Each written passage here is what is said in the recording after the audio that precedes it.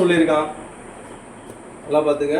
9 ரூபா per KG உள்ள சுகரை வந்து எவ்வளவு கலக்கணும்? First how many kilograms of sugar costing 9 per KG. 9 ரூபா ஒரு கிலோ அப்படிங்கிற சுகரை வந்து நீ எவ்வளவு கிலோ வந்து கலக்கணும் அப்படிங்கிறது ஃபர்ஸ்ட் கேள்வி. ரெண்டாவது லைன் என்ன சொன்னா, must be mixed with 27 KG of sugar costing 7 rupees per KG. அதாவது 7 ரூபா ஃபர்ஸ்ட் ஒரு சுகர் இருக்கு, 7 ரூபா பெர் கேஜ் இருக்கு. அதில் 27 கிலோ எடுத்துக்கணும். 9 ரூபா ஒரு கேஜிங்கிற சுகரில் எவ்வளவு கிலோகிராம் நம்ம எடுத்துக்கணும்? அடுத்த கண்டிஷன் என்ன சொல்கிறான், அவனுக்கு வந்து கெயின் 10% கிடைக்கணும். கிடைச்சுன்னா அந்த மிக்சர் வந்து 9 ரூபா 24 காசுக்கு விற்கணும். அதாவது 9 ரூபா 24 காசுக்கு அவன் விற்கிறப்ப என்ன விற்கிறப்ப எல்லாம் பார்த்துங்க. 9 ரூபா ஒரு சுகர், இது சுகருடைய ருப்பீஸு, கேஜிஸு உங்களை கேட்குறான் எவ்வளோதுன்னு. புரியுதா? அடுத்தது நான் சொல்லிட்டான், 7 ரூபா ஒரு சுகர் ரேட் இருக்குது, அதனுடைய கேஜஸ் எவ்வளவு கேஜஸ்னா 27 கேஜஸ். ஓகே, ரெண்டுத்தையும் கலந்து அவன் எவ்வளோதுக்கு விற்கிறான்? 9 ரூபா 24 காசுக்கு விற்கிறான். விற்கிறப்ப அவனுக்கு எவ்வளவு கிடைக்குது? 10% லாபம் அவனுக்கு கிடைக்குது. ஓகேவா? அவன் வந்து அவன் ரெண்டுத்தையும் சேர்த்து விற்கிறப்ப அவனுக்கு கெய்னிங் எவ்வளோ கிடைக்குது? 10% லாபம் கிடைக்குது. அப்படின்னா இந்த 9 ரூபாய் ஒரு கிலோ 9 ரூபாங்கிறதுல எத்தனை கேஜி வந்து அவன் கலக்கணும் அப்படி போட்டிருக்கீங்க. ஏற்கனவே இந்த சம்ம போட்டுப்பாரு. 9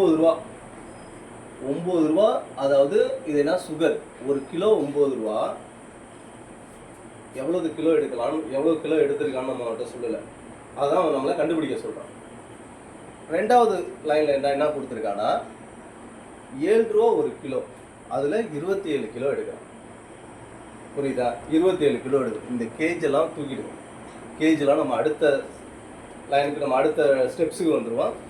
ஒரு கிலோ சுகருடைய ரேட்டு வந்து 9 ரூபா.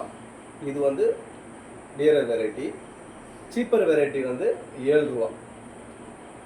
அது நம்ம இங்கே நடுப்பரை கண்டுபிடிக்கிறதுக்கு மீன் கண்டுபிடிக்கணும். அந்த மீன் ப்ரைஸ் வந்து காஸ்ட் ப்ரைஸாக தான் இருக்கணும். நமக்கு கொடுத்துருக்கிறது 9 ரூபா 24 பைசா பெர் கேஜி வந்து சேல்ஸ் ப்ரைஸ் கொடுத்துருக்கோம். இப்போ நம்ம காஸ்ட் ப்ரைஸ் எப்படி கண்டுபிடிப்பீங்க? இந்த இடத்துல நீங்கள் போடணும். நம்ம ஃபார்முலா இது பிரகாரம் பார்த்தீங்கன்னா இங்கே இருக்குது டியரர் வெரைட்டி, சீப்பர் வெரைட்டி, மீன் ப்ரைஸ். இந்த இடத்துல மீன் ப்ரைஸ் போடுவோம். எல்லாமே காஸ்ட் ப்ரைஸ் தான். இது காஸ்ட் ப்ரைஸ். அது விலை அதிகமான உள்ள பொருளுடைய காஸ்ட் ப்ரைஸு, விலை கம்மியான உள்ள பொருளுடைய காஸ்ட் ப்ரைஸு. இங்கே இந்த மீன் அதாவது ஆவரேஜாக வர அந்த ப்ரைஸு காஸ்ட் ப்ரைஸ். ஆனால் இங்கே கொடுத்துருக்கிறது உங்களுக்கு வந்து என்ன கொடுத்துருக்காங்கன்னா செல்லிங் ப்ரைஸ் கொடுத்துருக்கான். அதாவது 9 ரூபா 24 பைசாவுக்கு அவங்க விற்கும் போது 10% லாபம் வரும். அப்படின்னா இது என்ன? 100 + 10 110% இந்த 9 ரூபா 24 காசுங்கிறது. உங்களுக்கு காஸ்ட் ப்ரைஸ் அப்போனா எவ்வளவு? 100% காஸ்ட் ப்ரைஸாக இருக்கும். அப்போனா கிராஸ் மல்டிபிகேஷன் பண்ணுங்கள். இதையும் பெருக்கிட்டு இதால் வகுத்துடுங்க. 9.24 × 100 டிவைடட் பை 110 போட்டிங்கன்னா எவ்வளவு வருது? 8.4 வரும். 8.4 வரும். 8.4 வரும். இதுதான் நீங்கள் இந்த இடத்துல கொண்டுட்டு வந்து போடக்கூடிய ப்ரைஸ். இப்போ நீங்கள் அழைச்சிட்டு ஒன்று ஒன்றா போடுங்க. டியரர் வெரைட்டி 9 ரூபா, சீப்பர் வெரைட்டி 7 ரூபா, மீன் ப்ரைஸ் எவ்வளவு? 8.4. இதுலேருந்து இதை கழிச்சா எவ்வளோ வருது? 0.6.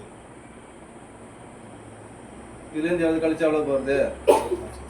0.6 வருது. இதுலேருந்து இதை கழிச்சா 1.4.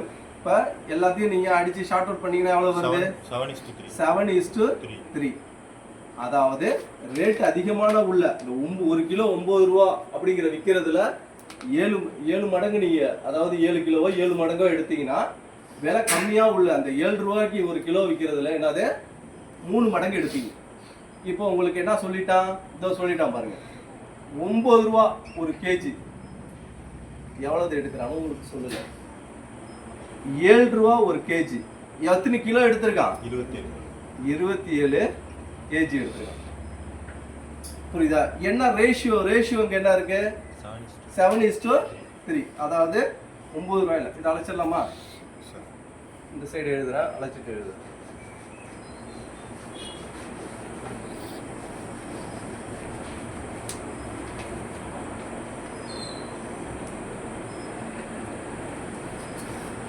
ஃபஸ்ட்டு பார்த்துங்க 7:3 இருக்கு.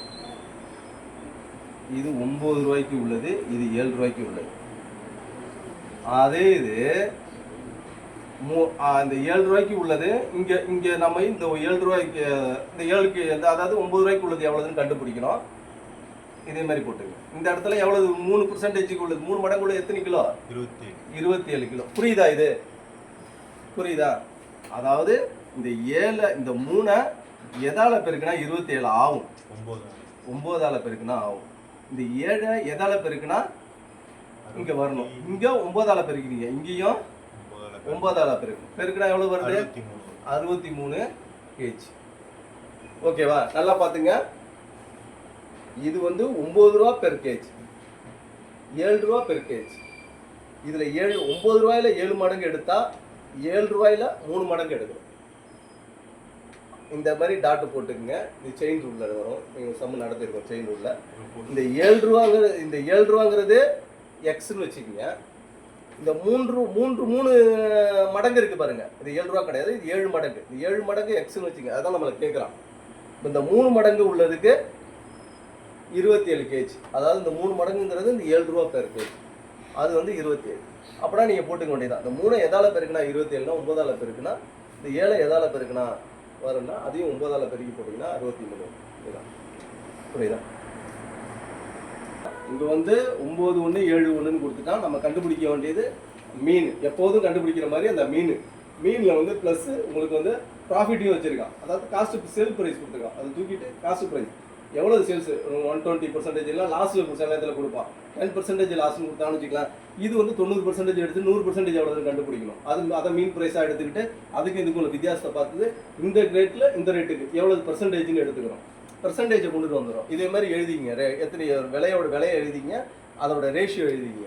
இது மாதிரி டபுள் டாட்டு போட்டுக்கிட்டு அவன் கொடுத்துருப்பான். இந்த 7 ரூபாய்க்கு வந்து 25 கிலோ அப்படின்னு கொடுத்துட்டான். நம்ம இந்த இடத்துல ரேஷியோவை அதுக்கு நேராக சப்ஸ்டிட் பண்ணிக்க வேண்டியதான். ஓகேவா? இப்போ ரேஷியோ 7:3ங்கிறத இங்கே X:27. இந்த 3 மடங்குங்கிறதா இந்த 27. 7 மடங்கு எவ்வளோதான் நீங்கள் போட்டுற வேண்டியது. புரியுதா?